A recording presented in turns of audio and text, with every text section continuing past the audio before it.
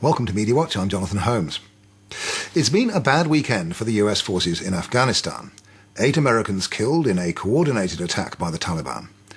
America has been fighting in Afghanistan for 8 years now, for much of that time with Australian help.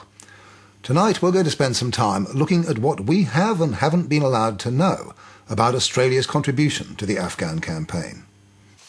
Australian troops push their way through the greenery, hunting for the Taliban. They stay off the pathways because of the danger of improvised explosive devices. That report was the result of an experiment in which the ABC, News Limited and the Australian Defence Force had all invested a lot of time and effort. The ABC's Sally Sara and reporter Ian McPhedran and photographer Gary Ramage of News Limited were embedded for 3 weeks with Australian units in Afghanistan.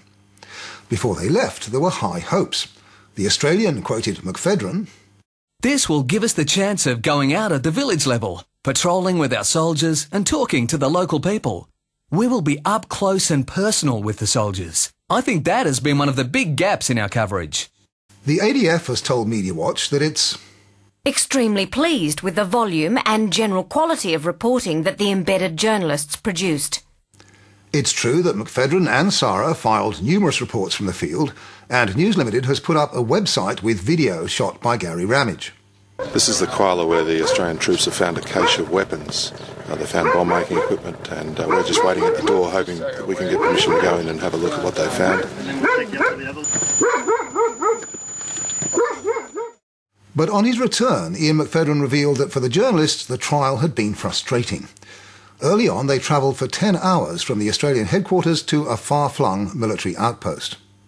After getting to know the soldiers and being briefed into their patrol plan for the next day, the officer in command was told by headquarters back in Tarin Kowt that we were not to leave the base. In the end, the reporters accompanied troops on only 3 patrols outside the wire.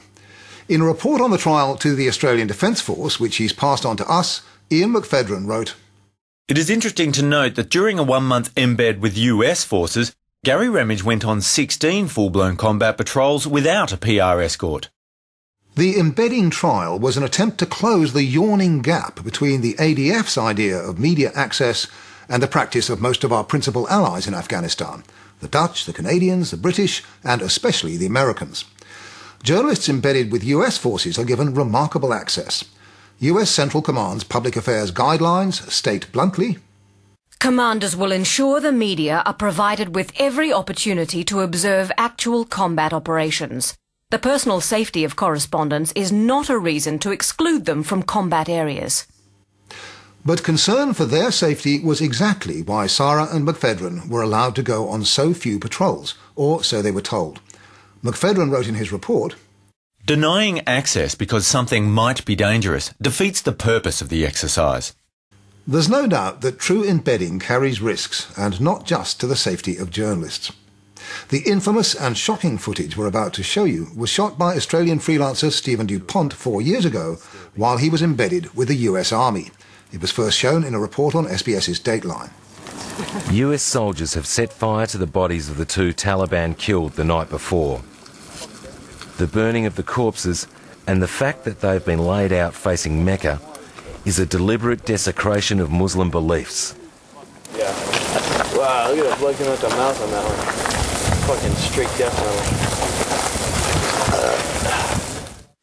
Those images scandalised the Muslim world. Yet, as DuPont told George Negus, there had been no attempt to prevent him filming or filing the pictures. I think once you're embedded with them, you can pretty well see whatever they're doing. By contrast, until this year, the Australian Defence Force only permitted what the media derisively calls bus trips.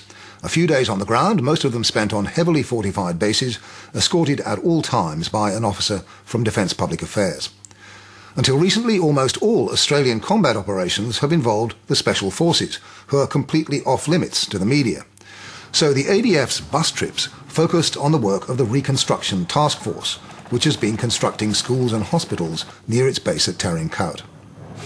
Australian plumbers and carpenters and engineers in uniform will put down their weapons and pick up their tools. But writing about the good works of the Reconstruction Task Force has long since palled for the Australian media. As Ian McPhedran wrote in his report, Having military personnel trying to sell stories about schools or bridges or hospitals when the real story is out with the infantry patrols generates major frustrations. For the last year, there have been a lot more infantry patrols to cover. Australian infantry now mentor Afghan army units, going out into the villages and occasionally, as this graphic footage from the ABC's Tom Cooks showed in June, finding themselves in real combat. And soon enough, we're ambushed again.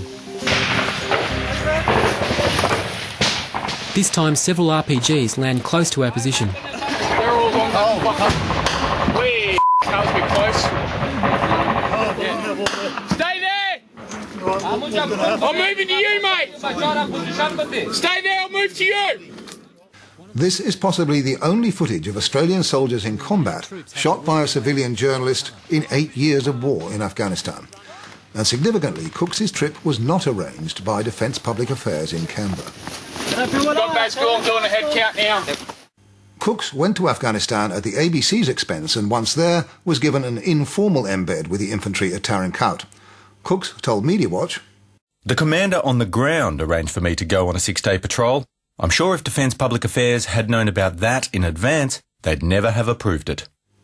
When Ian McPhedran and Sally Sarah finally did get their trial embed, caution was imposed from the top. Monash University's Kevin Foster, who's been studying the ADF's media relations policy, reckons that concern for the safety of journalists isn't the only reason.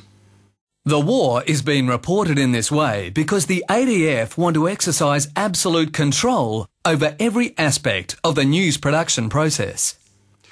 In its pursuit of what he calls a seamless PR message, Professor Foster says the ADF's Public Affairs Division disdain the public's right to reliable, objective information. They also miss out on countless opportunities for the presentation of a positive portrayal of the troops doing their jobs.